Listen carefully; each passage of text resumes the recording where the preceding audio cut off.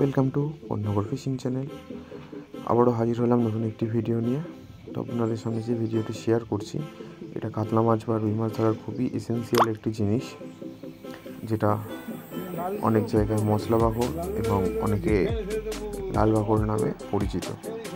তো এটা কাতলা মাছ বা রুই মাছ ধরার জন্য মোটামুটি সব শিকারীরাই কম বেশি ব্যবহার করে থাকেন। তো এবছর আমি চেষ্টা করলাম এটা নিজে হাতে বানিয়ে তৈরি করার আর কি, কারণ আমরা তো সচরাচর সব ধরনের জিনিস তৈরি করতে পারি না, কারণ নতুন ছিপ ফেলা শিখছি, 2 বছর 2.5 বছর হয়েছে।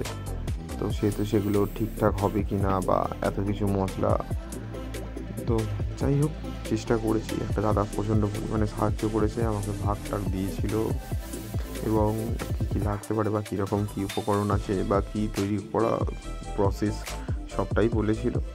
তো অনেকটা রিস্ক নিয়েই আর কি বানিয়েছি, কারণ যতটা শুনেছি কেনা মশলা আর নিজের হাতের মশলার দুটোর একটু হলেও আলাদা কাজ থাকে বা কিছু কাজ হয়।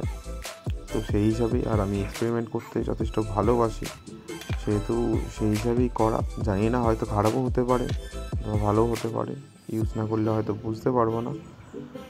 তো এটা ইউজ করব এই বছর। তো আমি ভাবলাম অনেক দিন ভিডিও আপলোড করা হয়নি, তো একটু শেয়ার করে নিই আপনাদের মধ্যেও। এই লাল বাকর বা মশলা বাকরের কীরকম কী রেজাল্ট হয়, আমার সিজন শুরু হলে আমি ছিপ ফেলবো, অবশ্যই রেজাল্ট কীরকম কী হয় জানাবো। তো আপনারা ভিডিওটা দেখুন, আশা করছি ভালো লাগবে। থ্যাংক ইউ সবাইকে।